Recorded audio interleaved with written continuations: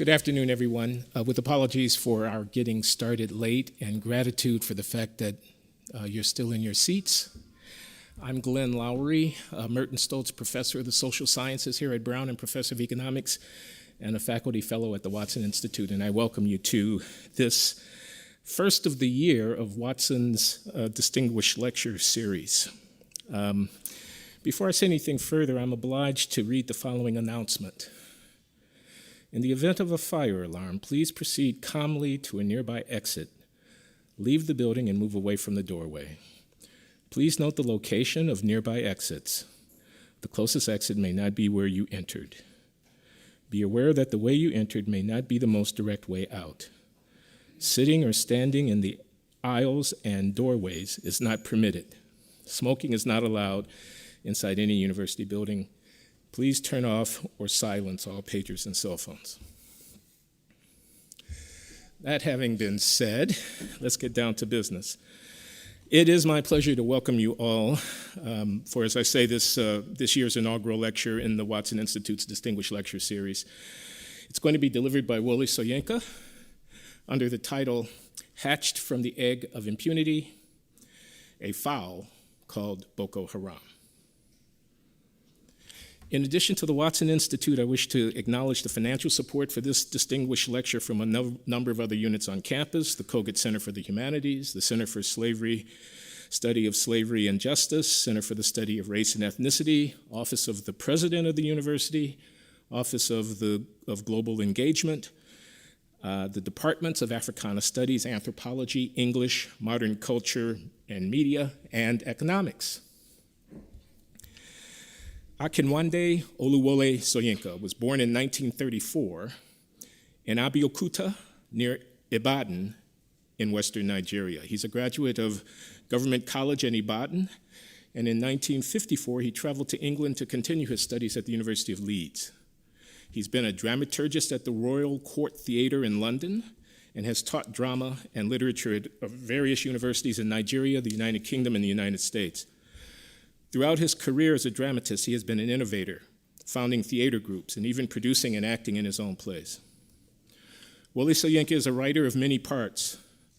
Over the course of a long, productive career, he has distinguished himself not only as a playwright, but also as a poet, novelist, memoirist, journalist, and cultural critic.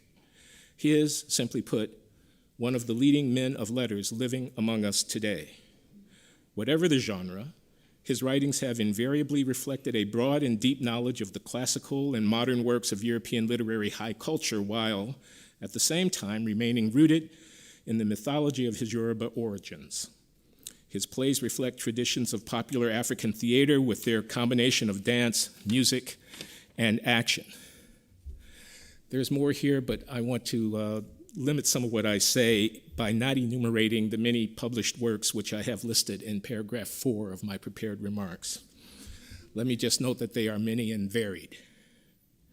In recognition of his literary accomplishments, Wole Soyinka was awarded the Nobel Prize for Literature by the Swedish Royal Academy in 1986. But Wole Soyinka is a good deal more than a great and prolific writer. During the Civil War in Nigeria, he was so bold as to appeal in an article for ceasefire. For this, he was arrested in 1967, accused of a treasonous act, conspiring with the Biafra rebels, and was held as a political prisoner for 22 months. Moreover, he has twice been forced into exile from his home country in order to preserve his liberty and his life. Acting with courage, wisdom, and integrity, Wole Soyinka has, for the past half-century, been a leading voice on behalf of the global struggles for justice and human dignity. His dignified bearing, his fierce intelligence, his uncompromising integrity, and his wise moral compass have been a gift not only to his native Nigeria, not merely to his beloved Africa, but to the entire world. To whet your appetites for today's address, just listen to some of Soyinka's words of wisdom as reflected in these oft-repeated quotations drawn from his interviews and writings. The man dies in all who keep silent in the face of tyranny. And for me, justice is the prime condition of humanity. And One's own self-worth is tied to the worth of the community to which one belongs, which is intimately connected to humanity in general. What happens in Darfur becomes an assault on my own community and on me as an individual. That's what the human family is all about. And I don't know any other way to live but to wake up every day armed with my convictions, not yielding them to the threat of danger and to the power and force of people who might despise me. So, without further ado, it is my honor and privilege to be able to introduce Wole Soyinka today as he addresses the theme, Hatched from the Egg of Impunity, a Fowl called Boko Haram. Please join me in giving him a warm welcome.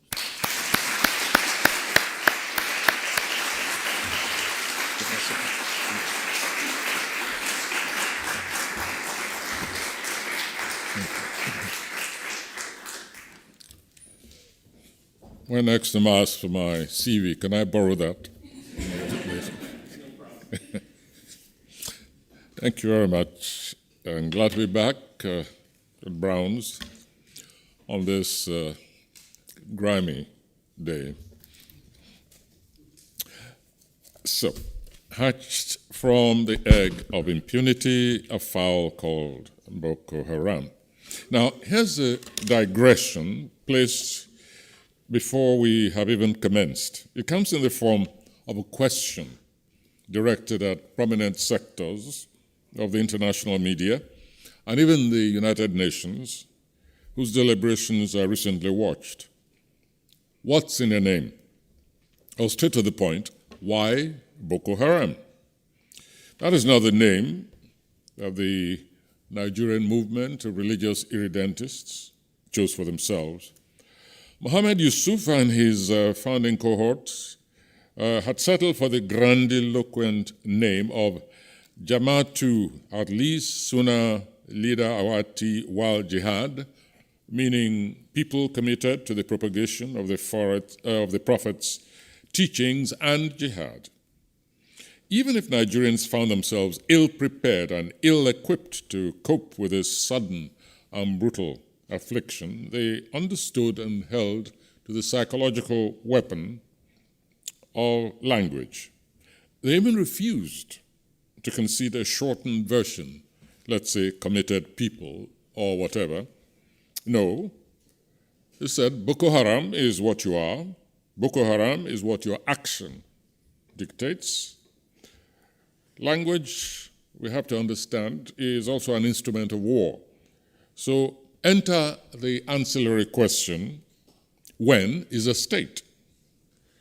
I think we could profitably take a cue from the battered humanity of Nigeria, which just simply says, do not concede a thing to the enemy of humanity, certainly not in the common, accessible currency of language. ISIS is not a state, nor is it Islamic. So justly, the conferred name Boko Haram has stuck. So, alas, has the enemy. The humanity of the North has taken the brunt, but all of Nigeria is affected. The populace is still trying to puzzle out how we ever came to such a pass. Unfortunately, many people give scant attention to the intellectual antecedents, ideological antecedents, and evolving, continuing purpose of movements like Boko Haram, especially the descent of religious belief into such brutality. Many cannot even recall the pronouncement of one Sheikh Abubakar Gumi, which went straight to the heart of his Islamic renewal agenda. He said, at one stage, a Christian president for Nigeria, that'll happen over my dead body.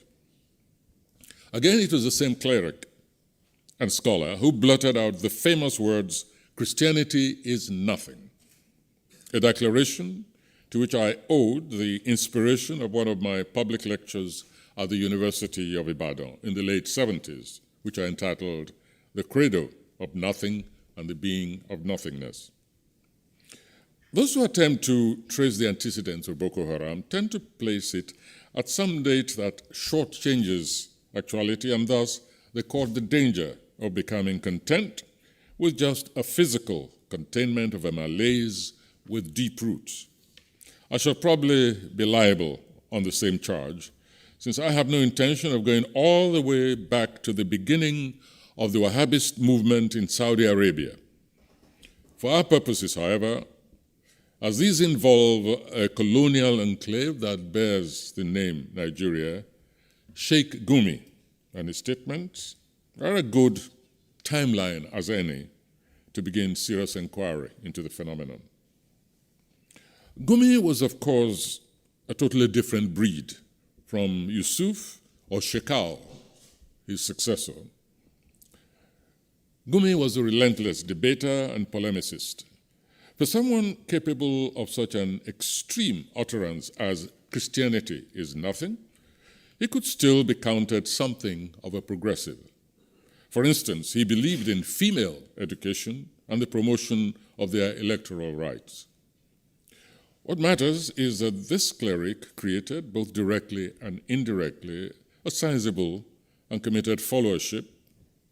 His hard, uncompromising pronouncements on national politics also affected the attitude of a number of national leaders in crucial positions, social development, foreign policy, etc., but education most especially, thus paving the way for religious indoctrination over and beyond even the reaches of the madrasas, those Islamic schools where the foot soldiers of today's Boko Haram were nurtured.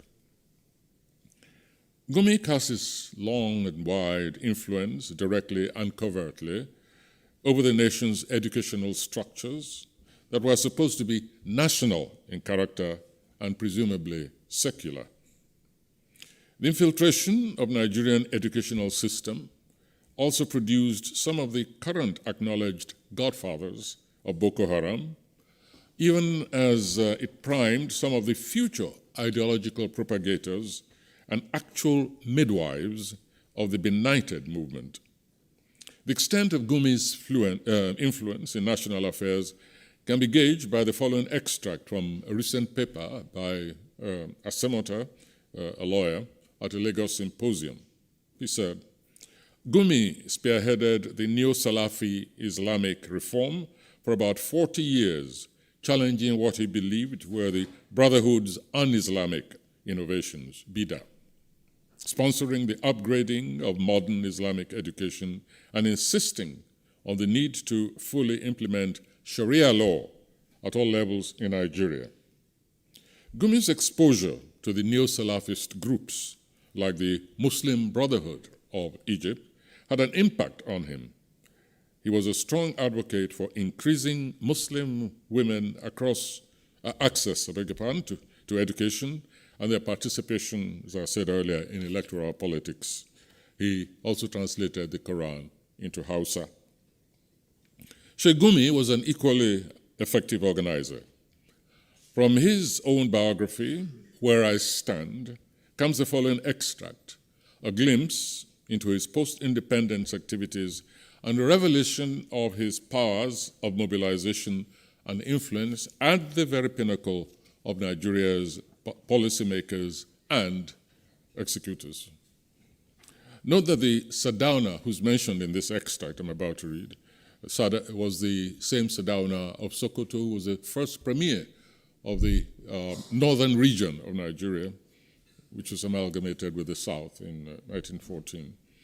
And the Sardauna also claimed direct descent from the noted jihadist Uthman Danfodio.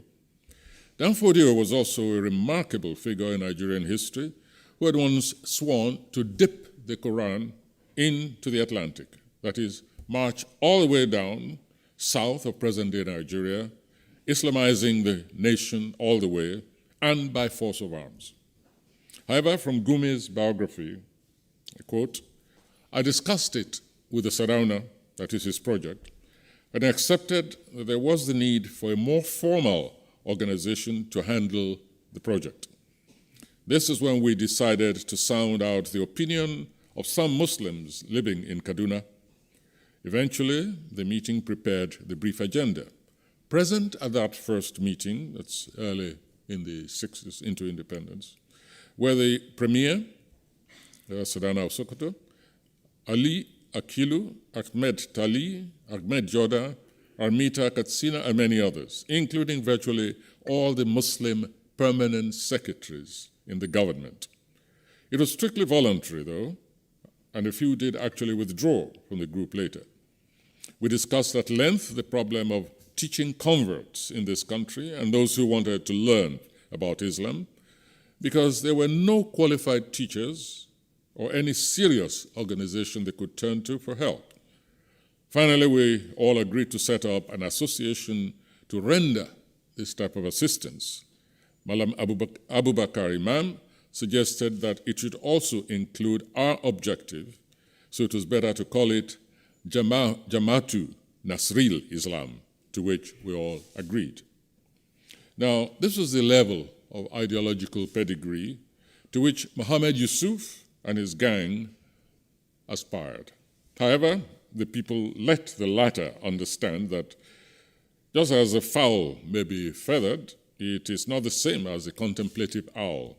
The name Boko Haram has stuck, so alas, have they. The irony is that leaders among these latter progeny were products of the very system that they were indoctrinated to despise, in the North most conspicuously. And so they came to view the state as an enemy of Islam that must be destroyed. Much of the so-called radicalization of such Muslim leaders took place within the universities, just as has been uncovered in instances among universities in the very heart of countries like Britain. There's nothing surreptitious about this movement, nothing about it. It was a doctrine, the repudiation of the state and of society that stood at the foundation of the Nigerian Wahhabist movement, the movement which began in Saudi Arabia. It was propagated within and under the protection, very often, of the university system itself. Its periodic manifestations are captured in the reports, several reports, which took place in Nigeria, such as the one that sat after some student-engendered riots in the city of Kano.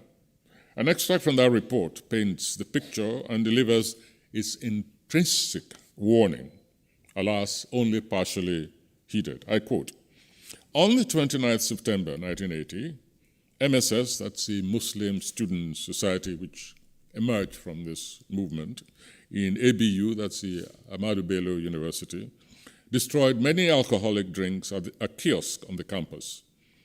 The most militant of the MSS members would appear to be its deputy chairman, named Ibrahim El-Zakzaki, who was expelled from the ABU Zaria on the 14th December 1979 for his role in fomenting MSS unrest on the campus.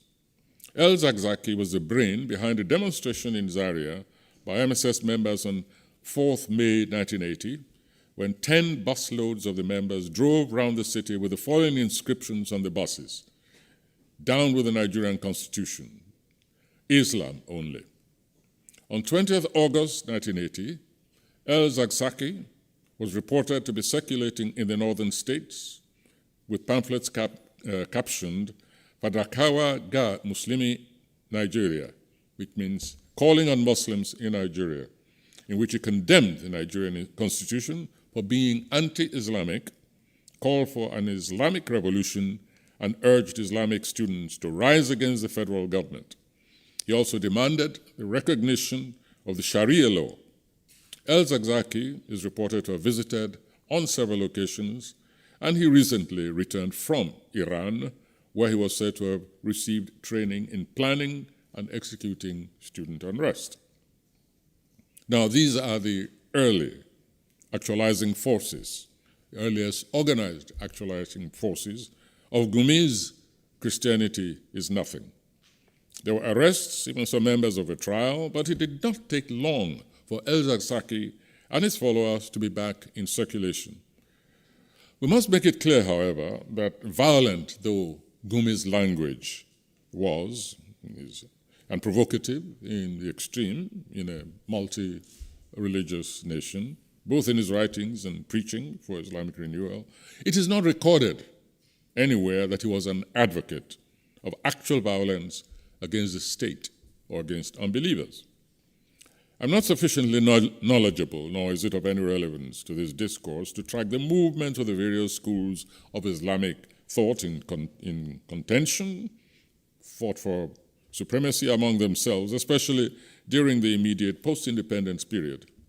My interest has mostly lain within the phenomenon of insidious enslavement, by which I mean that compulsive temper of a part of society to soften up the rest for eventual outright subjugation, resorting where necessary to the shock tactics of unanticipated violence, confining the privilege of choice to their limited coterie to the exclusion of others, and building up a protective carapace around themselves, no matter with what material, secular, theocratic, or simply cultic, like the military or ethnic, in order to render themselves and their methods unanswerable to the rest, no matter the degree of criminality or outrage.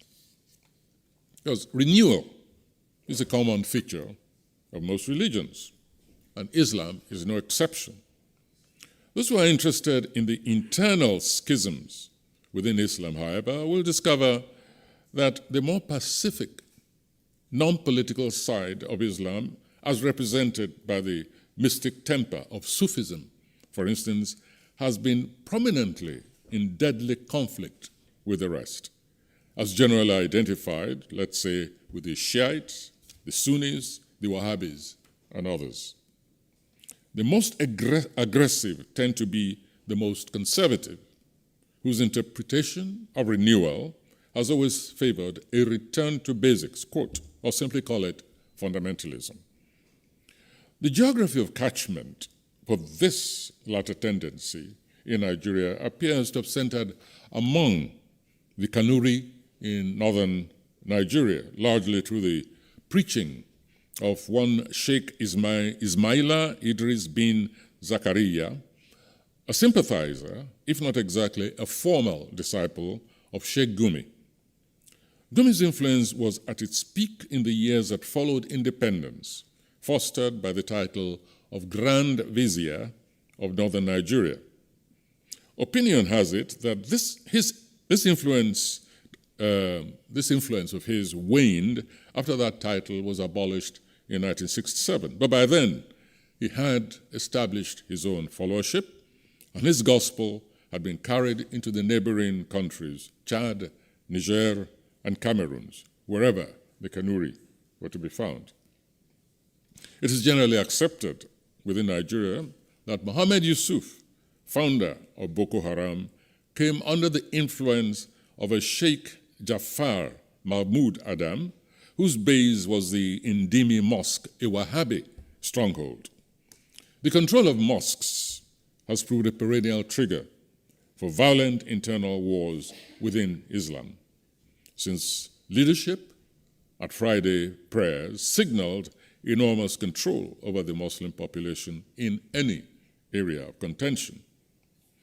One feature was common to all: the need to engage in Islamic renewal wherever Islam spread its wings, and to engage not only in conversion, but to ensure that local impurities did not penetrate through to Islam through the cultural and religious contentions of the autochthones, or foreign intruders such as the Christians. Perhaps this explains the ferocity with which even minor differences in rituals or their omission in Islamic practice took on such alarming dimensions. Those who wish to place the internal dynamics of Islam in an easily digested capsule, especially insofar as it impacted on followers, can do worse than regard that religion as shaped, especially in its impact on overall society, shaped by a perennial tussle between the two major tendencies of the Tajdid, or renewal. For one side, it meant going back to basics of fundamentalism, conservatism, and the other, a progression that takes into account the dynamic effect of a changing world, as happened in Turkey. Sheikh Gume's international recognition in 1987 as laureate of King Faisal's foundation belonged to the former category of Islamic renewal, the conservative tendency, with, of course, some minor attributions.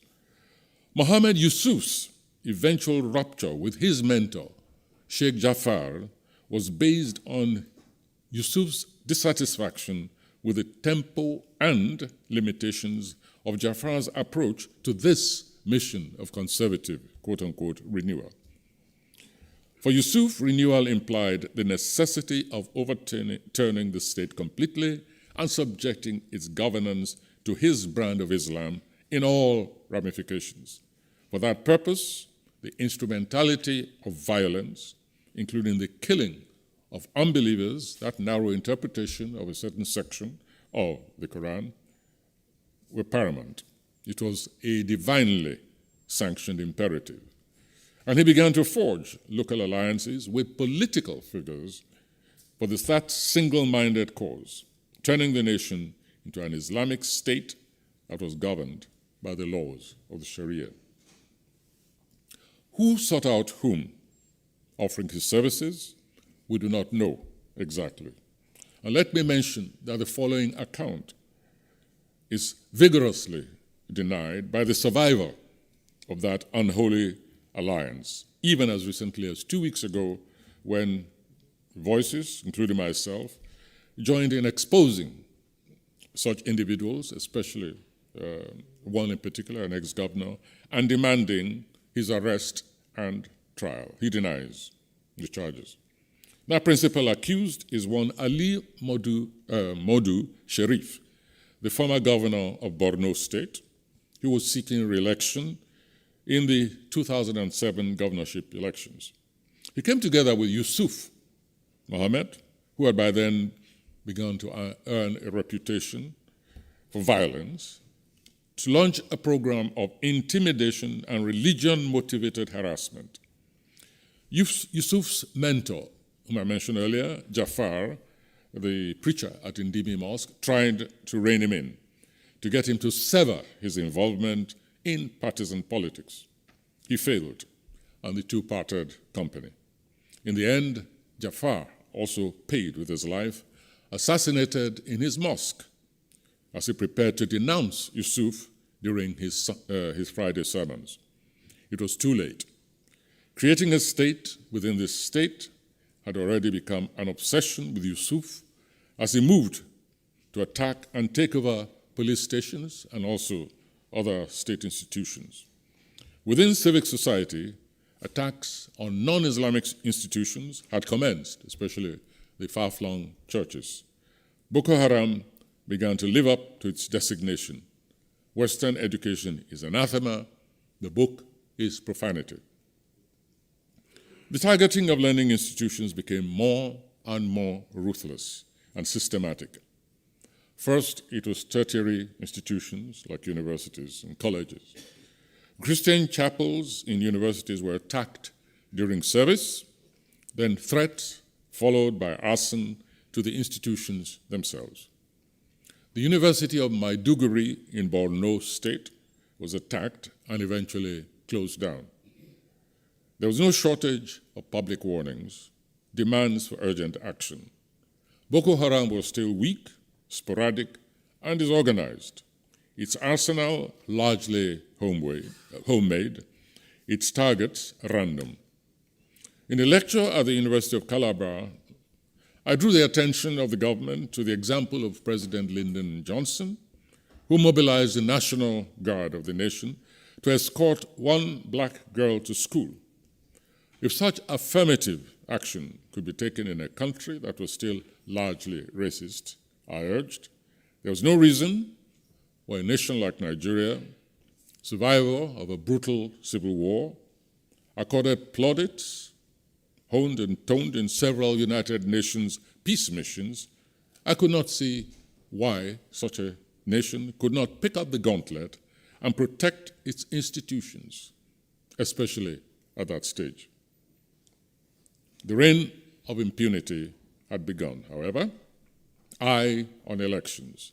The reluctance to offend a religious section of the populace, some of whose influential leaders were clearly, at the very least, sympathetic to the Boko Haram rampage. Escalation of atrocities became routine. Boko Haram was no longer settled in the peripheries of society, but was infiltrating, settling in villages and towns.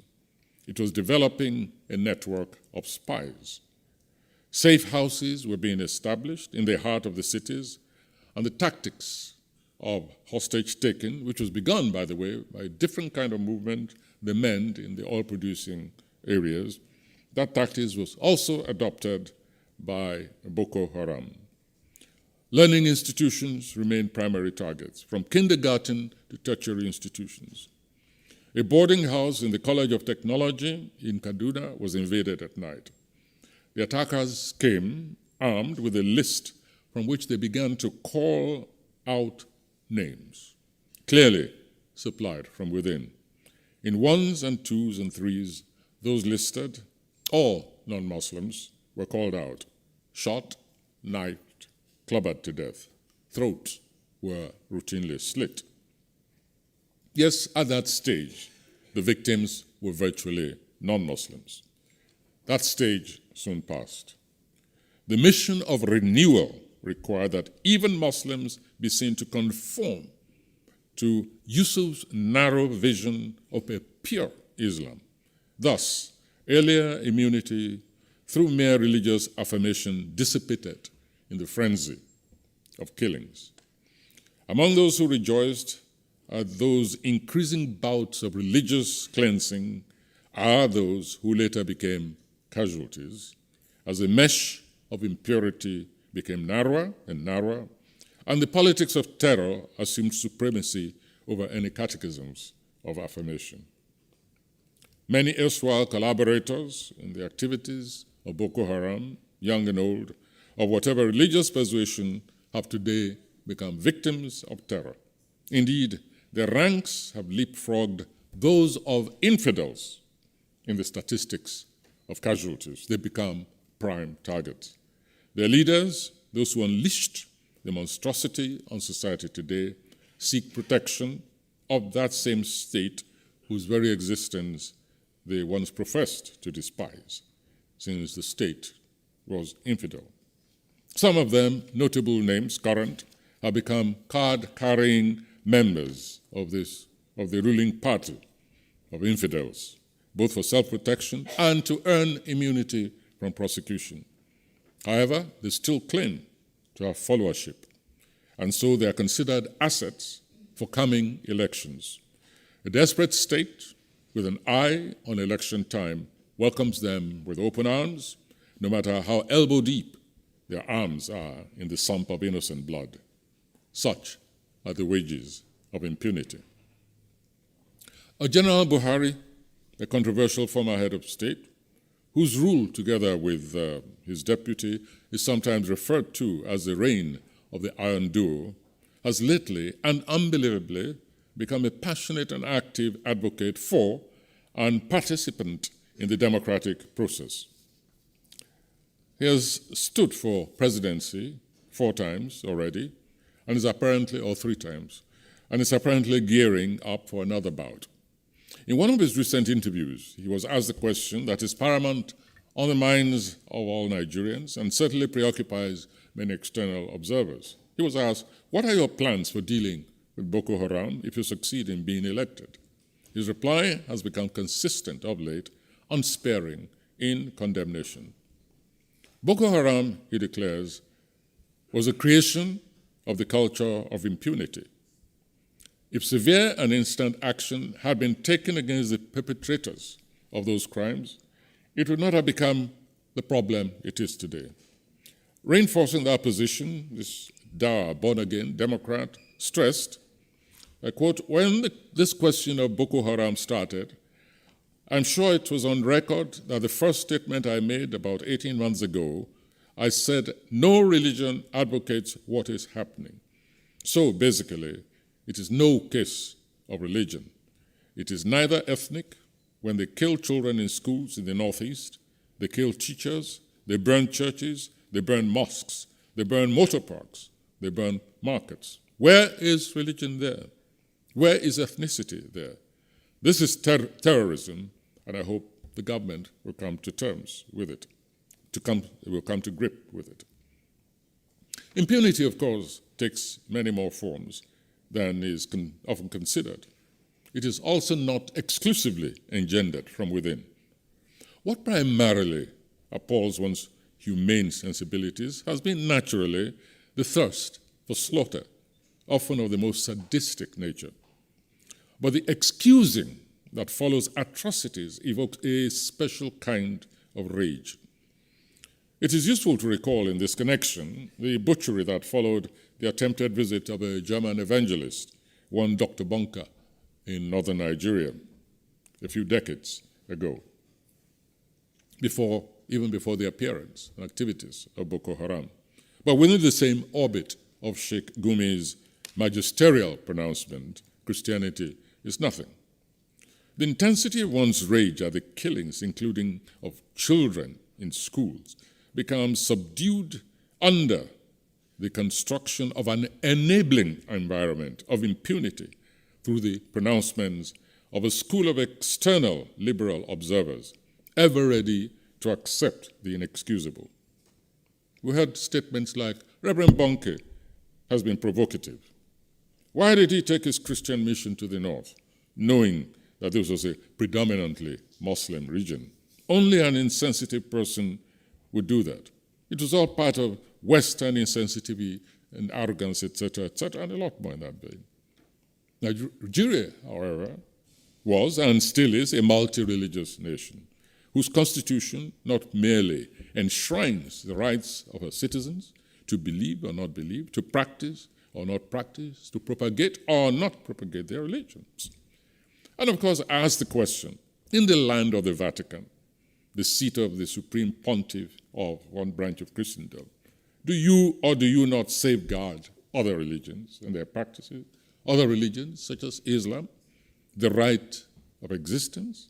Does the largest mosque in Europe not dominate the Roman landscape?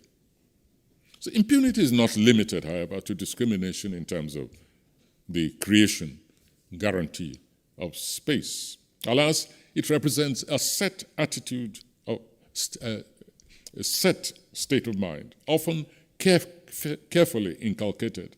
It involves an overt softening up of the terrain, capturing territory and advancing even further, cultivating an artificial hypersensitivity in which any act can be made, any act or pronouncement can be made an instant offense that results in deadly instigated riots. And mine goes again to just one other example, a wasted journey of mine between Los Angeles and Kano to deliver a lecture at the invitation of a governor of Kano State and who became later a presidential candidate. His name is Shekarau. He's now a minister in President Jonathan's cabinet. I landed in Lagos only to find that the event had been cancelled. Reason?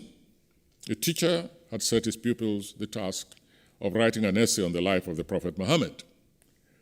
One of those pupils had gone further and accompanied his essay with a portrait, envisioning what the Prophet must have looked like. Impressed, the teacher passed it round the class.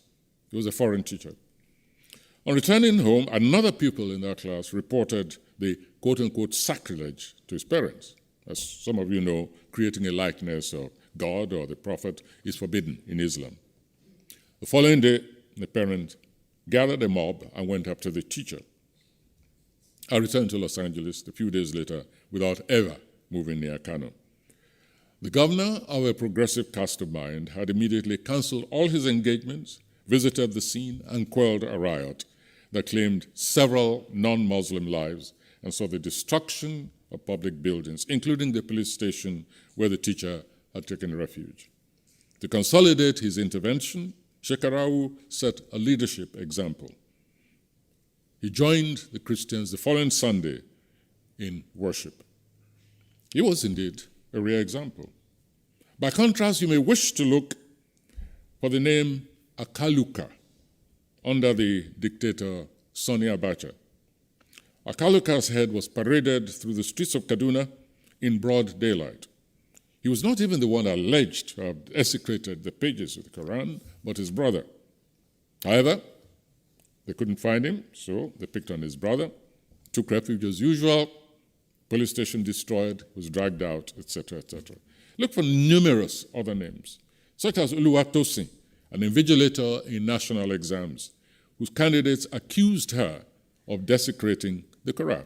Now, how did she do this? She confiscated copies from cheating students in the National Religious Knowledge Examination. She had similarly seized Bibles from other delinquent candidates.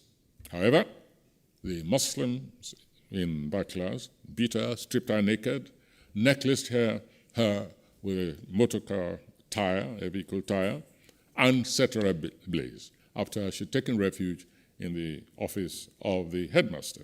Of these and hundreds other cases, rarely was an arrest made, and in those exceptions, the cases simply petered off. A Yoruba proverb goes, "Melo melo la aka leyin adepele." It means, how many teeth do you count in the multiple layers of dental deformity?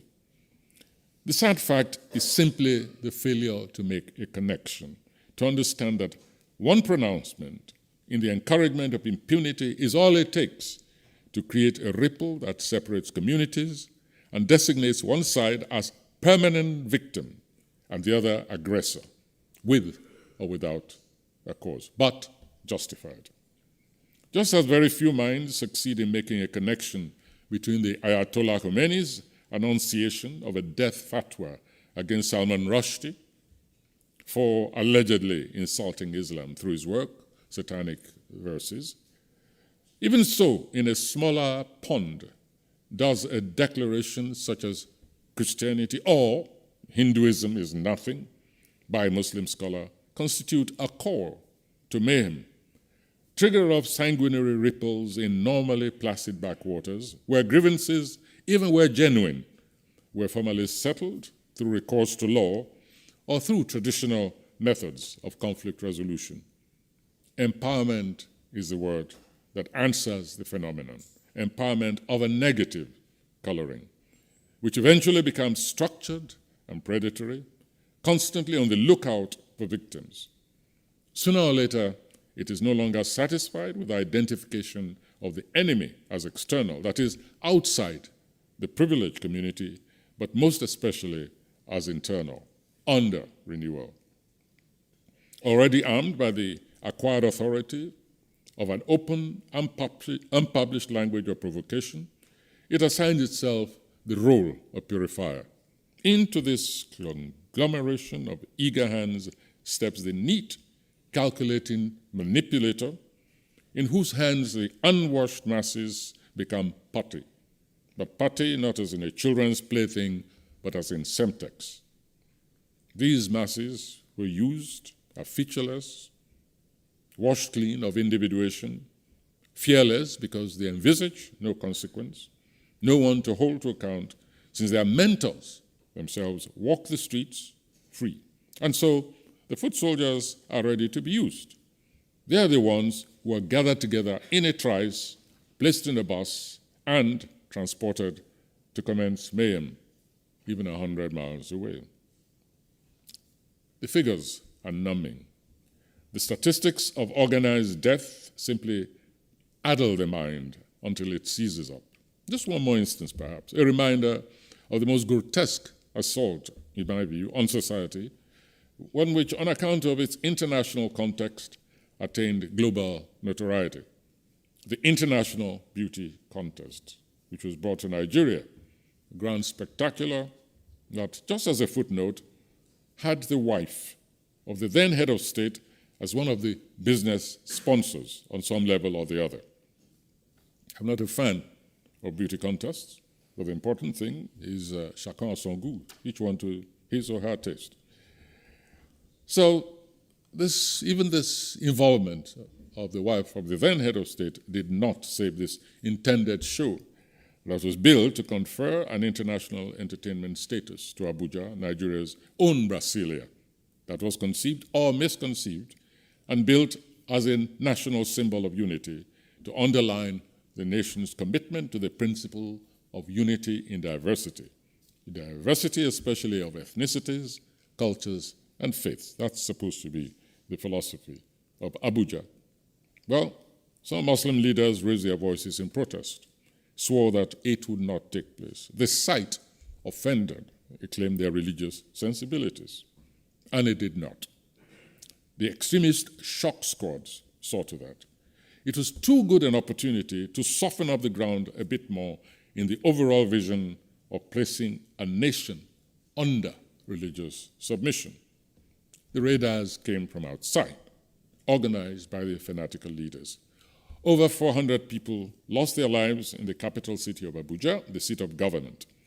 The most popular markets in Garki, the commercial sector, were gutted, goods destroyed, millions. Nation's capital was placed under siege. No one, to the best of my knowledge, till today, was ever placed on trial. As usual, the event was not without the rationalization by the cultural guardians of Africa's pristine existence, which must not be polluted. Comments, aping of decadent Western lifestyles, beauty contests. This is where it all leads. No one is surprised. I was obliged to educate such voices on the existence of beauty parades in African pre-colonial societies, including even what I refer to as the male peacock rituals, where men parade themselves and dance in courtship rituals with an audience of marriageable females. And then who could have forgotten so soon, perhaps, just when the nation was dying, the assault was dying down, the nation was licking its wounds, a female journalist expressed her disgust at the wanton killings. In the unlucky words, "What's all the fuss about? Why the hypocrisy? If Prophet Muhammad were alive, he would have taken one or more of these beauties to wife," which I thought was a compliment to Prophet Muhammad's aesthetic tastes.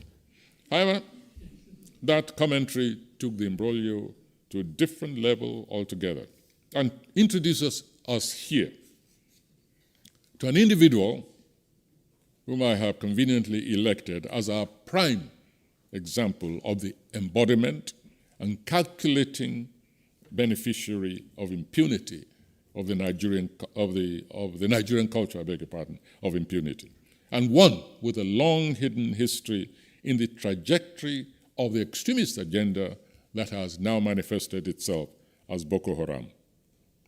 The comment by the journalist declared the governor of a northern state, Zamfara, his deputy, if we must be specific, the substantive governor being away at the time, that declaration, that comment, aside of this young journalist was a capital offense.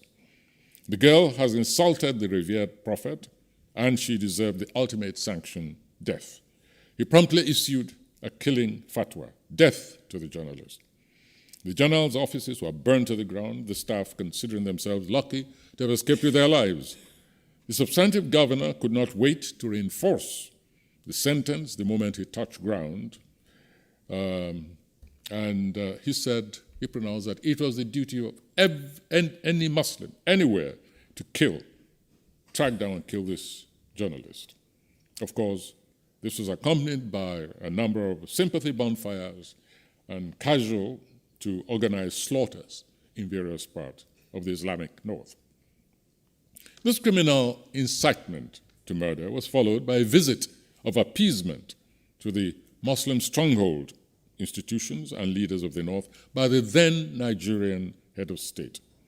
Not a word of rebuke of the incendiary and homicidal statements of that governor by the central government. Not a reminder that as custodian of Nigeria's laws and constitution, he could not stand aside and let the crime of incitement to murder of a citizen pass unchallenged.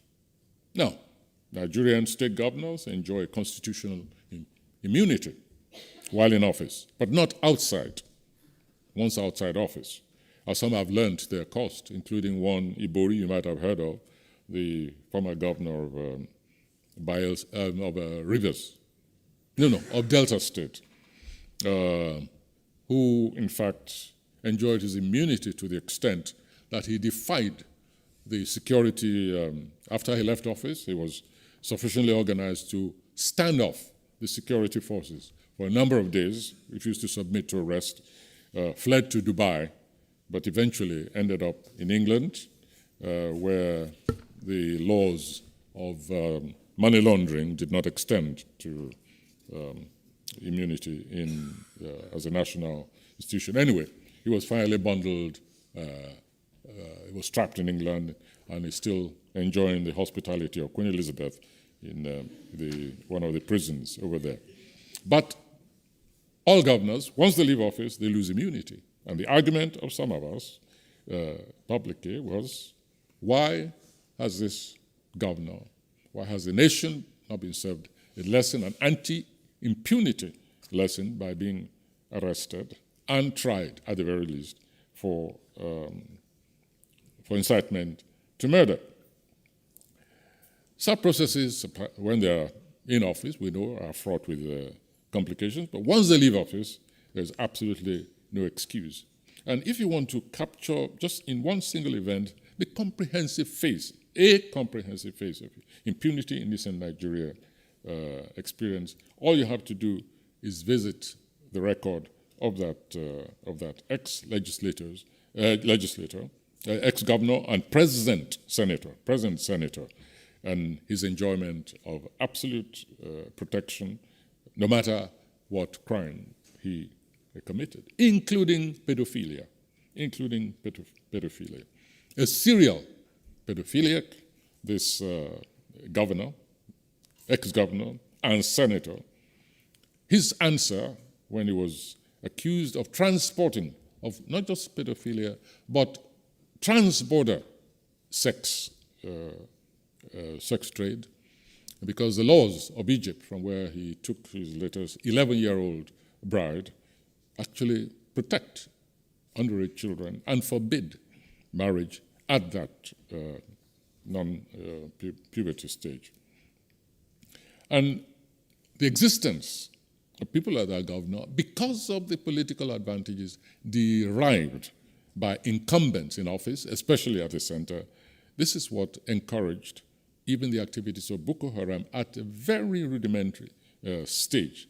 The ability to kill, to imprison, to turn, in fact, into sex slaves, innocent women without any effect, any response from the central government. Just another example. When, at the very beginning, when the activities, the atrocities of Boko Haram were still in single digits, and the security services, to their credit, did their homework and succeeded in arresting in flagrante a legislator and his henchmen. Both of them were put on trial. And what happened? The elders of the North kept pressuring the government to release the legislator. On what grounds? They didn't say, but they said, oh, it's the only way we can make peace, we can arbitrate, we can reconcile, but the trial has got to stop. The Justice Department said, no, this man has committed offenses, committed crimes, which led to the killings of people. And so he remained under trial. And of course, the activities of Boko Haram continue in any case, even if he had not been arrested. And what did these worthy elders say when the president then appealed to civic society to assist in curtailing and stopping the escalation of Boko Haram violence? They said, well, we told you to terminate the criminal proceedings against so-and-so, but you preferred to listen to other views. All right, go and solve the problem yourself. Now, the companion of the legislator had been arrested, was placed under trial, pleaded guilty, and had been sentenced to prison terms. But the legislator, his trial was maintained on technical grounds, just delayed, just so that he could be freed. It was that statement was a derisive statement, implicit in self-indictment as accessories before and or after the fact. A declaration of tacit approval of actions that had destroyed lives and was strangulating society. Those elders extended their own charter of immunity to the terrorizing agents, extended their license to all comers to come and partake in the chalice of secret power. It will take a while yet, and the decimation of their ranks by the same Boko Haram before a number of them realized that their cloak of impunity was not recognized any longer by their erstwhile allies. They began to seek protection under the state against the very protégés over whom they had now lost control. Now, there are always bits and pieces of events lost in the quilt work of a people's history, fragments that seem insignificant at the time, but contribute to obtaining a full and clear picture of how a people come to be where they are.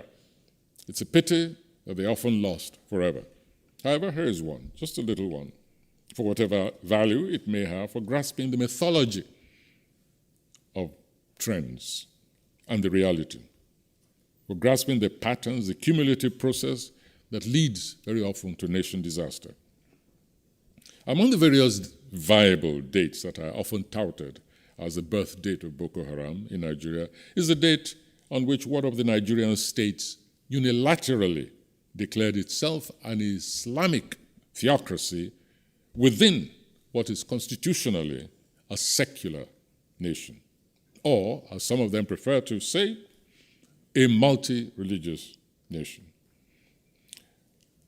In making that declaration, shortly to be followed by 8 others, that is the declaration of Zamfara as a Muslim state, that governor, on the surface of it, was merely fulfilling an electoral pledge. What, however, was the genesis of that promise? I think we all recall the destructive rule of one General Sani Abacha. After his demise and the return to democratic rule, there were naturally the coming together negotiations between various opposition forces at the time, different ideologies, different groupings, but all united in the mission of getting rid of the military from civic life once and for all. Meetings took place both within and outside the nation, many of them unpublicized. One such took place between a sympathizer of our own opposition movement, the National Liberation Council of Nigeria, and a hitherto unknown politician who claimed to be a disciple of the late Aminu Kano, a reputed Muslim radical politician. The name of that sympathizer, yes, that same Ahmed Yerima, author of the killing fatwa against the young journalist. The meeting held at Yerima's own instigation, held in Washington, D.C., and took place, as I said, at his instigation. Now, he had already made it known that on taking power in his state, Zamfara, he would institute governance by Sharia.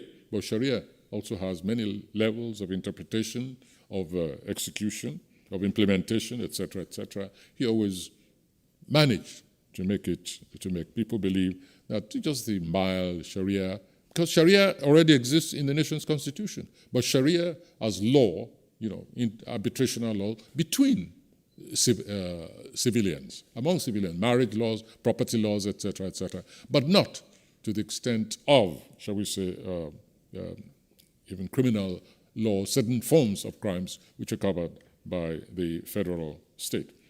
So even so, our sympathizers are asking, why on earth he had chosen such a retrograde step?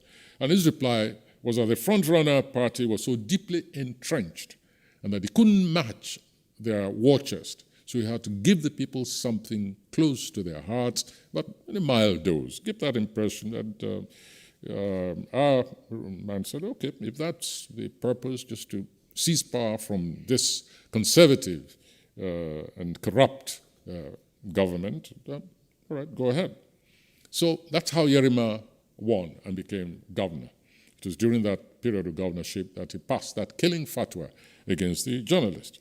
But what was baffling, and what should not have been surprising, was the pace and enthusiasm that Yerima brought into the exercise of Sharia, securitization of his state. Rigorous steps to enforce and even expand the trimmings of Sharia laws. For instance, he ordered immediately a whole fleet of buses to enforce the separation of the sexes in a state where such a thing had never been known, sex in public transportation. He created the notorious Hezbollah, a parallel police force, to ensure public morality, and he personally led the charge in raids on hotels and destructions of alcoholic drinks, etc., etc. Men were ordered to grow beards or else. While the public was distracted from this show of religious enthusiasm, Yerima proceeded to loot the treasure with a single-mindedness, such abandon, that his became the first case file to be presented to the president by the newly formed anti-corruption agency known as the EFCC. That president shoved it aside with the same calculated indifference as he had treated that even graver issue of the rampaging theocratic governance of a state. Excuse me. And what was the response of our government? What was the presidential response? Complicity, a permissive inertia. But why? Why was he indifferent to the findings even of a commission, anti-corruption commission that he himself had set up? Why did he push the files aside and say, no, go in that other direction. There's more crime there, more corruption. Leave that. I can handle Zamfara and Yerima. Well, he, at the time, his name is Olusegun Obasanjo, he was planning an unconstitutional third term. He was planning to change the constitution in order to serve a third term in office. And he needed allies, he needed governors. And so he allowed that extreme theocratization to take place, just as he allowed that same governor to declare a citizen wanted dead or alive.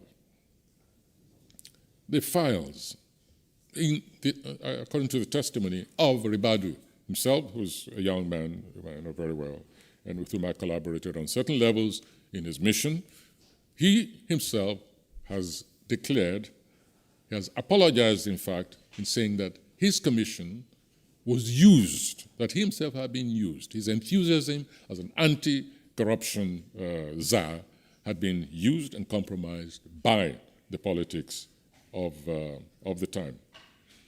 When Yerima was challenged, for instance, for his cross-border transportation of a sex object, underage sex object, what did he say? He said, I'm a Muslim and follow only the dictates of the Quran. What the Quran mandates me to do, I do. What it does not, I do not. Nowhere does the Quran forbid me to marry an 11-year-old girl.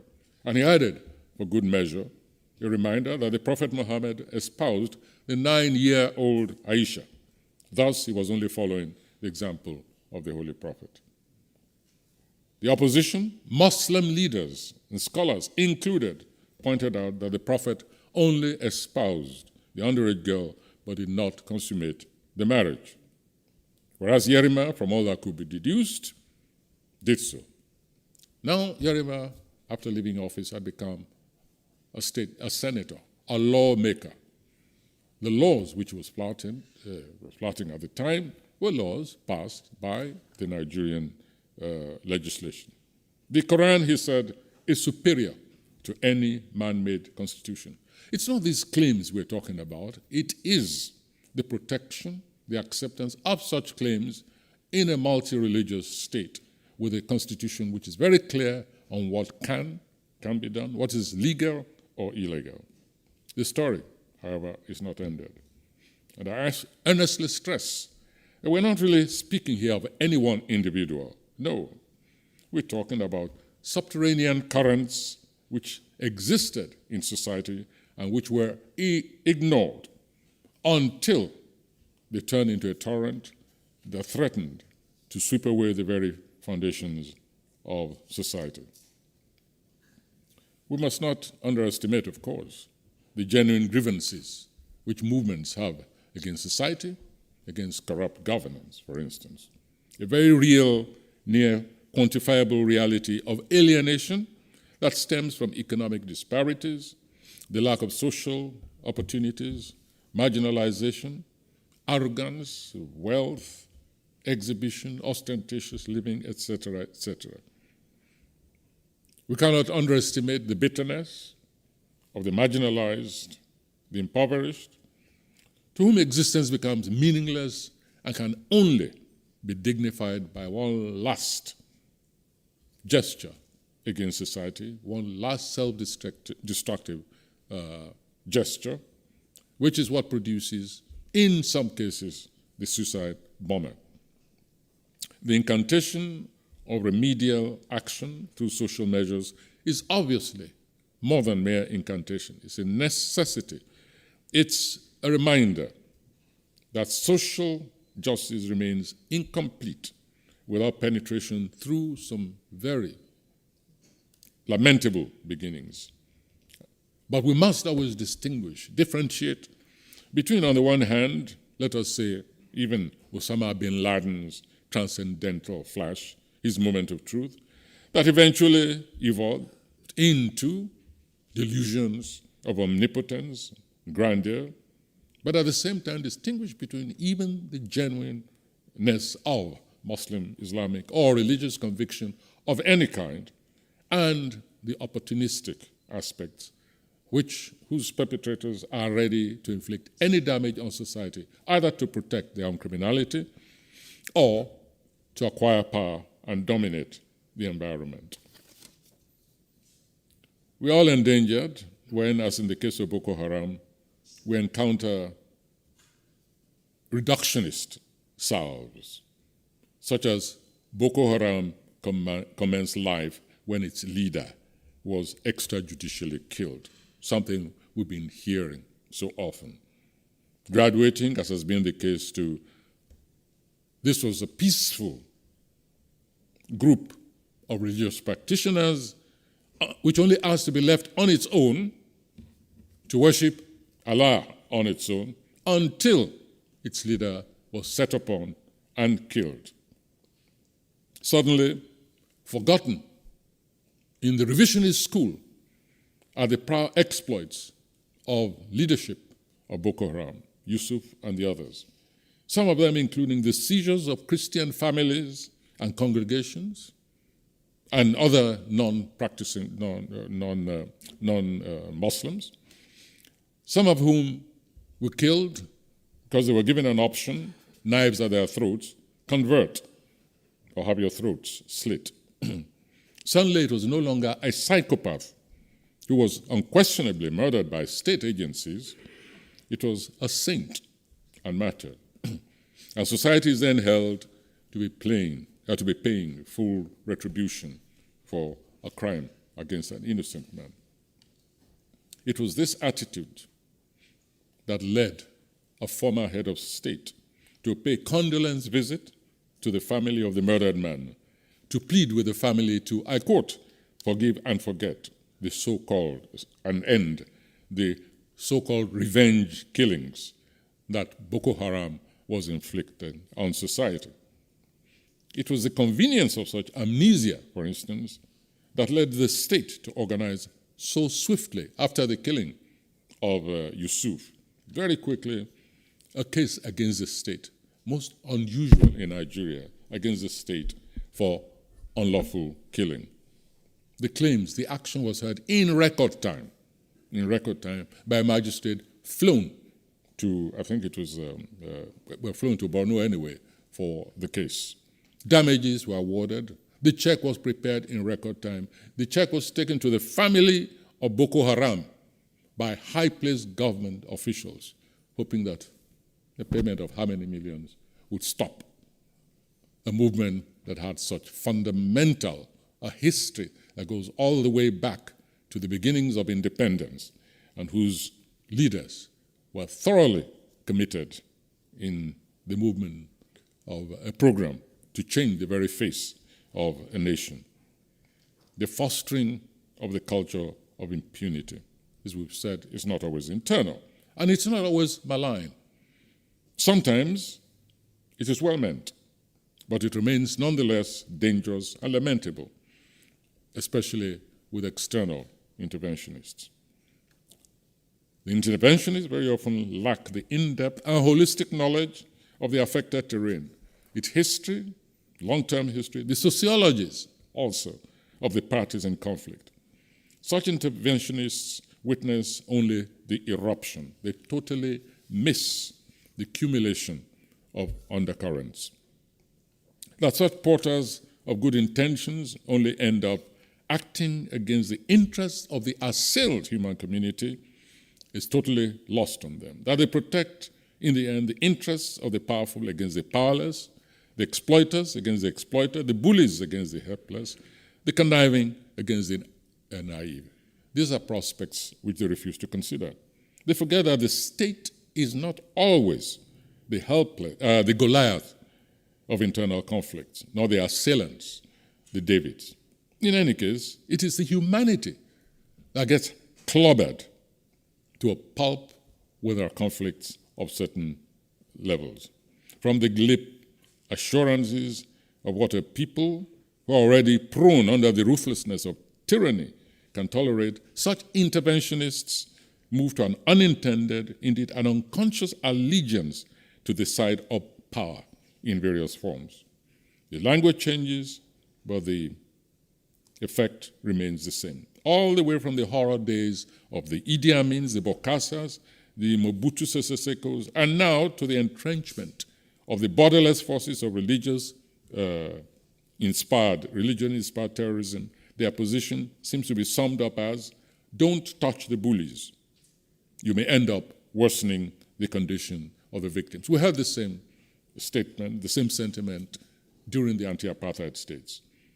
But this position only gives joy, predictably, to the aggressors, and of course starves the victims of that assistance, which, given the sometimes critical factor of timing, may have stemmed the tide of anomie at a yet manageable state.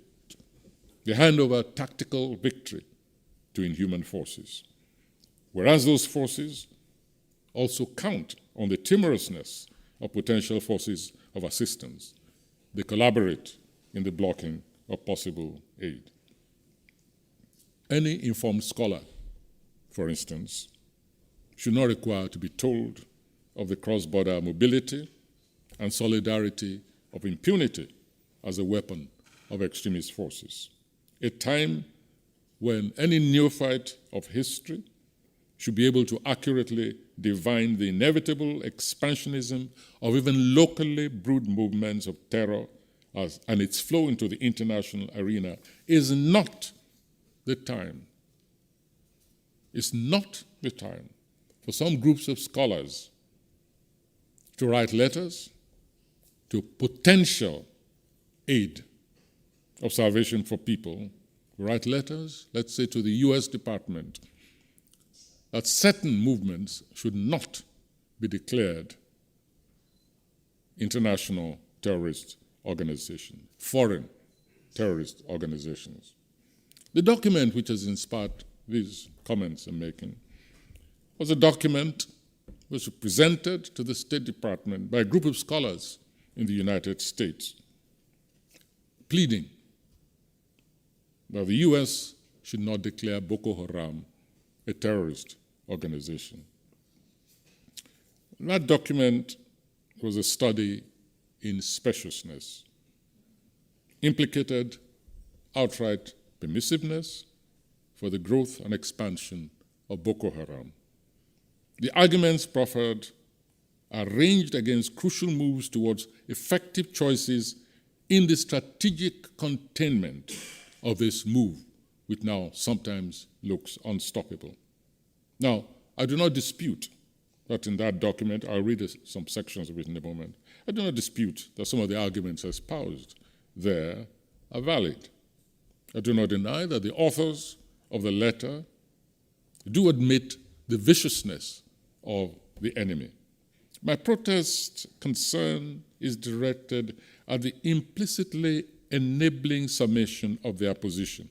Enabling, that is, to the villains of the peace.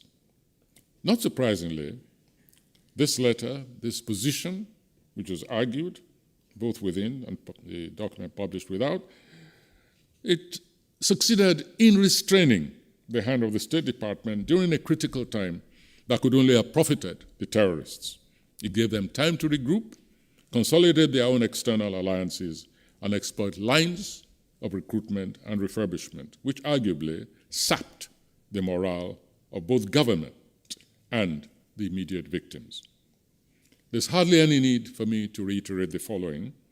The will of governance to resist a threat to its people should not depend on whether or not a toxic movement is declared a terrorist organization by a foreign government. My concern is simply to stress the necessity of tracking tributaries, the contributions to the armory of impunity that is enjoyed by the enemies of humanity. We're not dealing here with just a ragtag bunch of casual incendiaries and suicide bombers. No, we're dealing with a product of sophisticated minds, schooled not only in Islamic disciplines, but experienced in foreign diplomacy and the analysis of foreign policies. Here's an excerpt from the appeal. I quote, "As scholars with a special interest in Nigeria and broad expertise on African politics, we're writing to urge that you do not designate Boko Haram a foreign terrorist organization.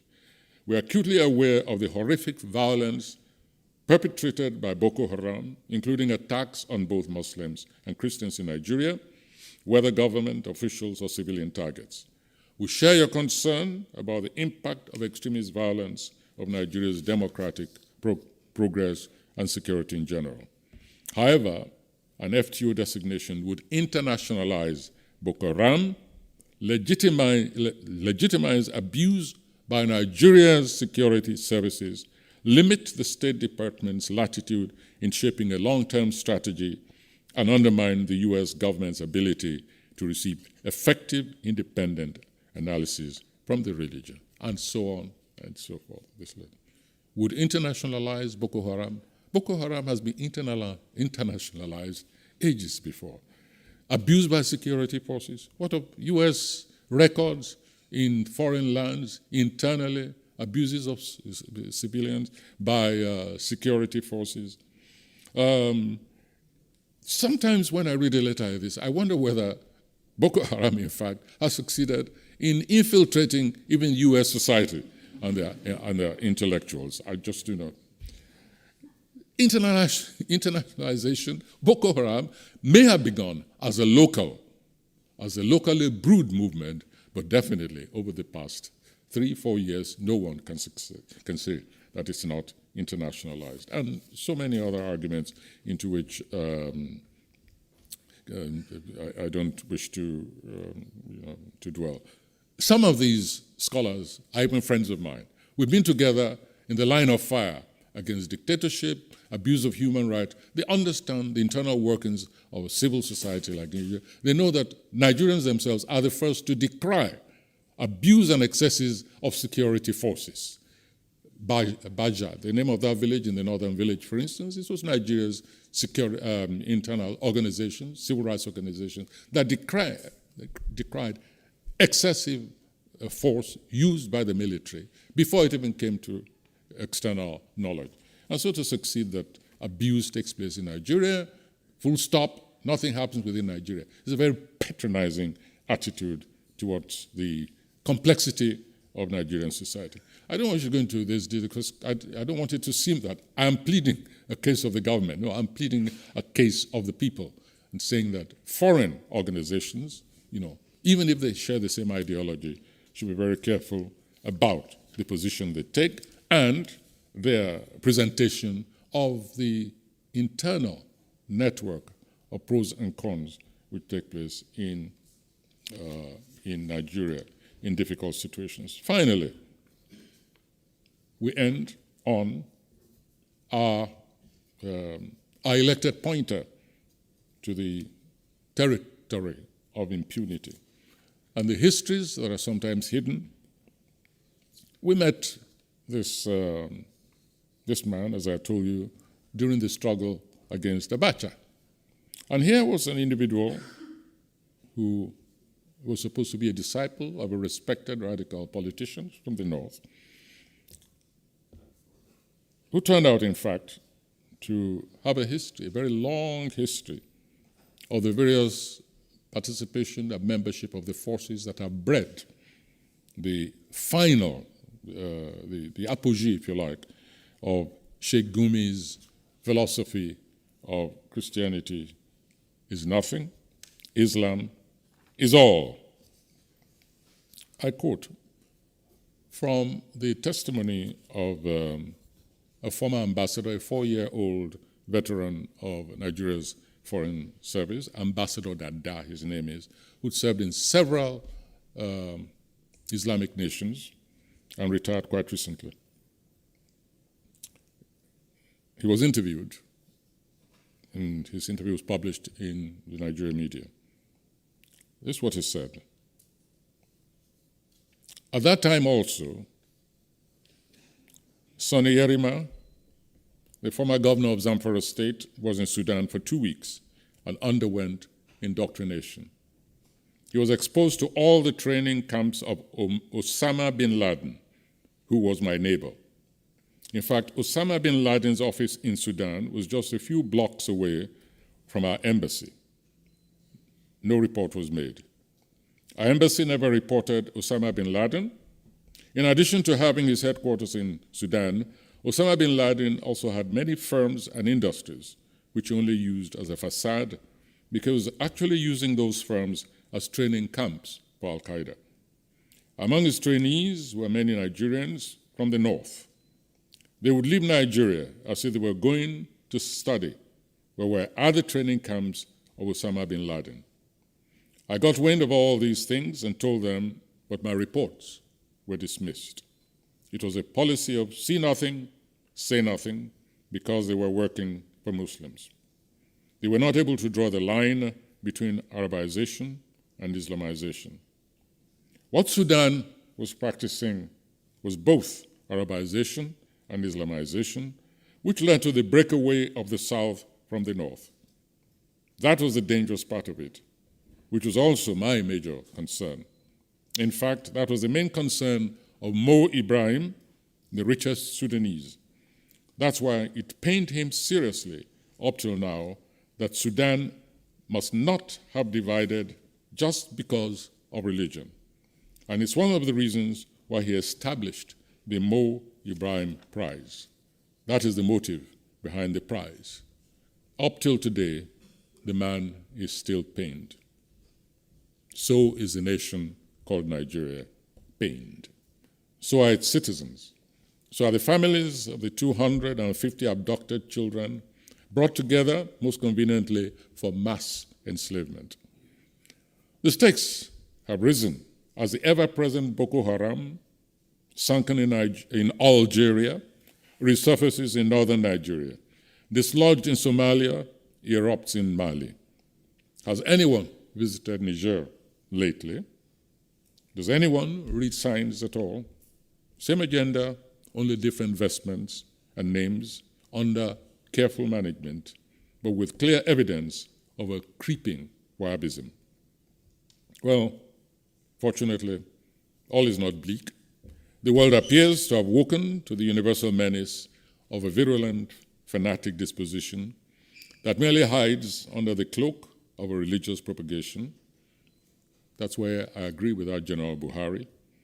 And even the true Islamic nations ultimately acknowledge the danger to their very existence of a Frankenstein that has run amok, has appropriated their identity in global recognition, and daily violate their own scriptures. It is a sad, belated awakening. However, somewhere among the hadiths, even of the Prophet Muhammad, I'm sure there is a surah that reads, "It is never too late to return to the path of truth." Of course, that opens up another debate altogether. just what is truth. Is it truth as per Boko Haram, or is it truth as per the Tieno Boka, the sage of Bandiagara in Mali, who says, there's your truth, there's my truth, and there is the truth. Thank you very much.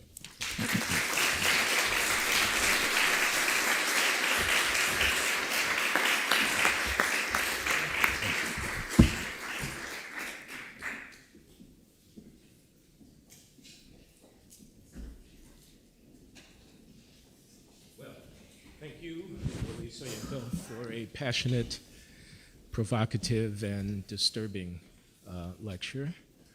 The hour is late. If people have to leave, please avail yourself of the opportunity now.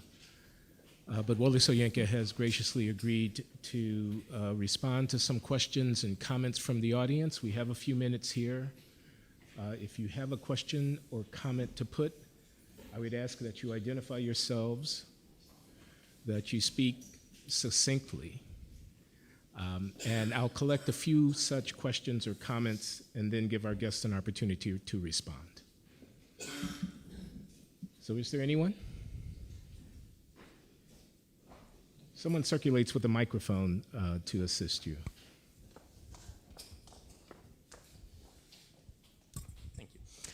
Thank you for that presentation, sir. I'm David Burbach from the Naval War College, Newport, Rhode Island. And I was wondering, in addition to declaring Boko Haram as a foreign terrorist organization, what else could the United States do to help Nigeria with this threat in terms of any sort of either security, military assistance, or politically? What could the United States do to contribute to resolving the problem? Do you want to respond now or collect a few more? It's up to you. Yeah, okay. Whichever method you want. Yeah, but I'll have to take note. My memory is not as good as you want. Then why don't you respond to that question? Okay. The first thing is that there's a dilemma involved, we know, for nations, not just the United States, for nations which have attained a certain powerful and sometimes notorious status in world affairs. That dilemma exists. One which doesn't want to be conspicuous, doesn't want to be to seem to teleguide what happens elsewhere. But I think there comes a situation where even the greatest cynics and critics recognize the fact that a problem is no longer local, even if it ever was. The difference is those who are bold enough or just don't give a damn, and who say we won't wait for it until it festers, until we now have to use greater energy, greater resources to stem it. France is very much one of those nations. That's why France, for instance, was able to intervene, together with the approval of African nations who followed almost immediately, ECOWAS and so on, and stem the tide in Mali. The United States was not involved in that movement whatsoever. And I think the wisdom is just to avoid unilateral action, to collaborate with both the affected areas, the other forces, units in the areas, organizations like Africa Union, ECOWAS, ECOMOG, etc., as is happening now, where we have the Islamic nations participating in stemming a certain menace. Beyond that, I have no other recommendation except for that the United States should recognize itself as just another nation which simply has more resources to expend in directions of danger to humanity.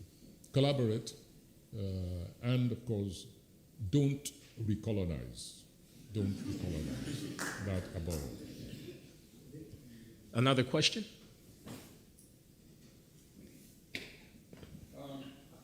Will you wait for the microphone, please? In the 1960s for about Excuse me, sir. Would you identify yourself and would you wait for the microphone, please? I was a secondary school teacher in the Northeast region for about 3 years in the 1960s, and I recall that most of my students felt that they were more or less left behind by the government, and that there had been very few efforts to create jobs in the area or do much development. And I even now have read that these same conditions exist, and I'm wondering if you could comment on what the government might be able to do in the way of peaceful development, economic development, to try to discourage people from joining organizations like this, which there seems to be a great attraction, at least, in bringing people into these organizations. Yeah. Quick summary, I told you I have problems.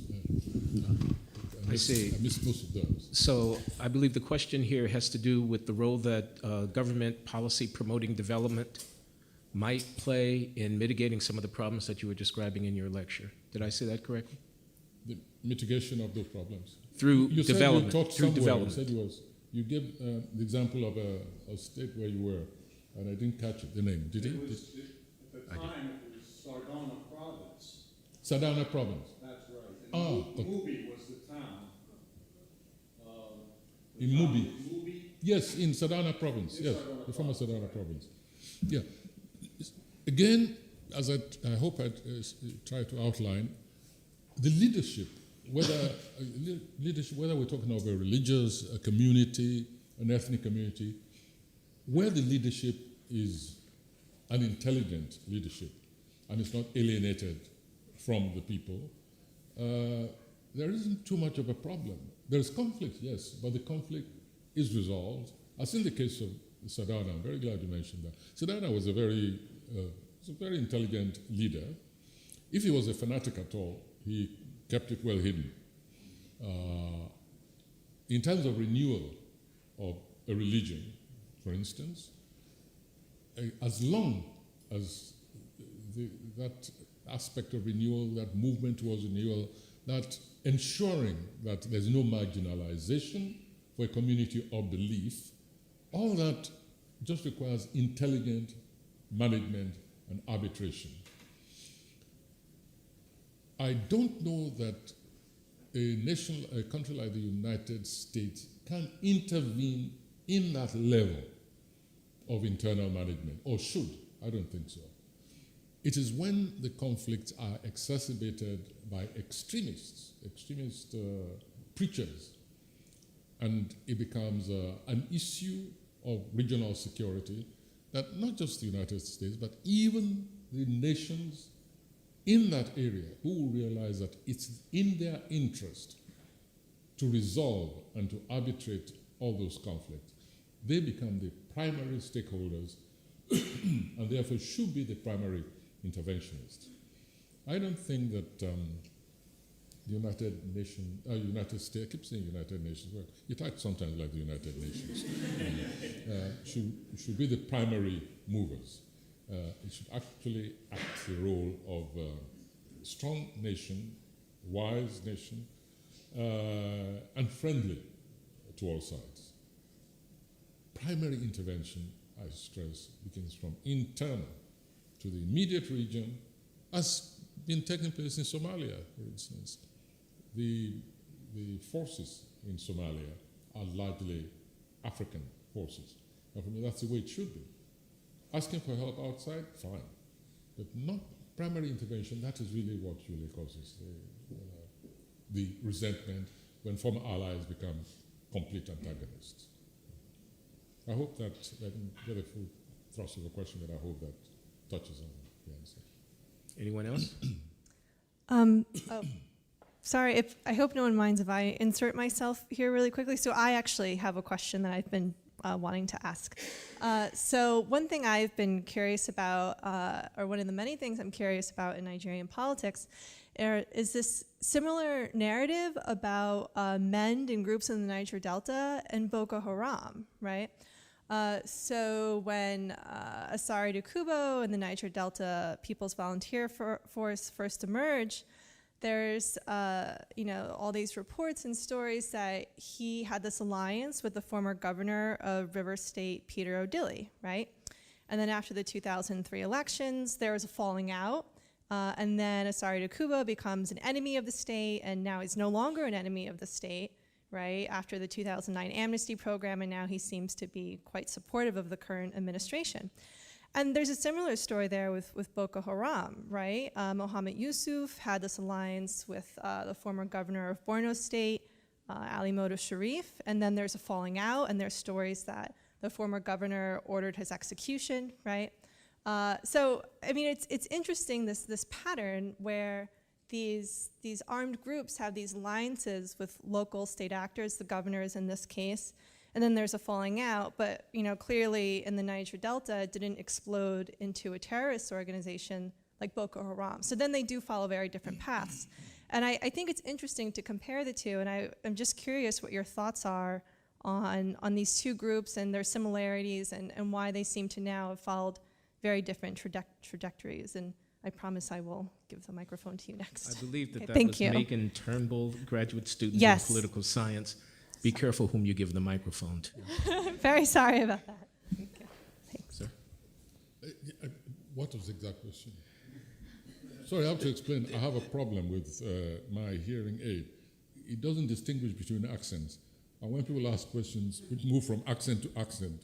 They finish by the time it's analyzed what is being said. So you must excuse me relying on him. Can you put it succinctly, Megan? Yes.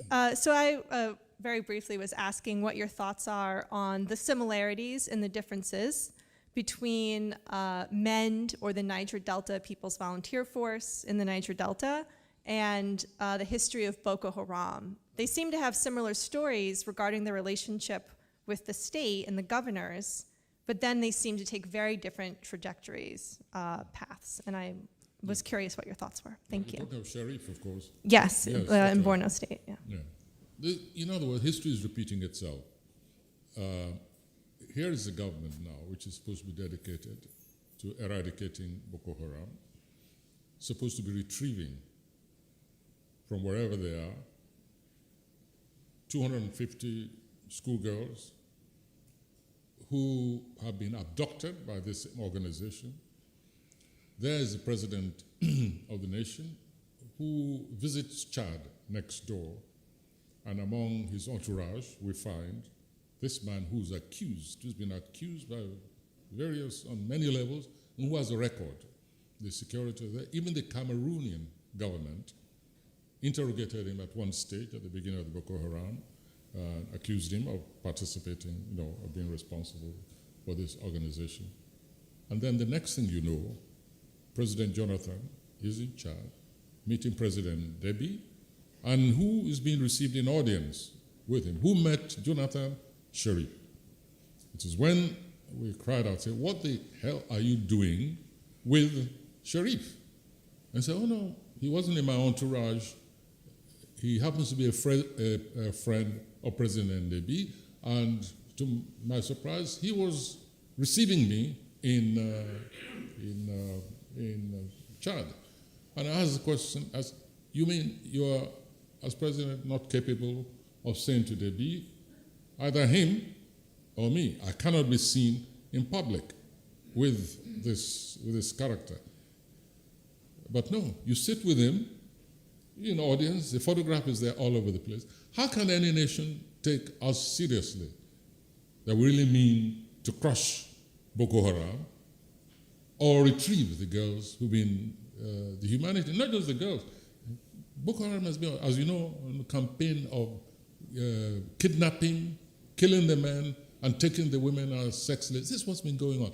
And when you have a situation which is as penetrative, evilly penetrative as that, in an entity over which you preside as chairman or chief, how much more as president of a modern state, you allow yourself to be seen, to be compromised by somebody who's tainted in any way. It becomes very difficult for one to be seen with a Nigerian passport outside. That's the only comment I can make with the thrust of your question. Is there one final question then?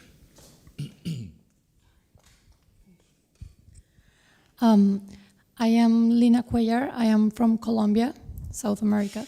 And I am wondering, what do you think is the main role of the intellectuals concerning the situation of impunity And do you think if intellectuals can make a change or have an impact on impunity and on violence? Because I also come from a violent country, and I often ask myself if intellectuals should have a more active role on fighting or talking about these kind of situations.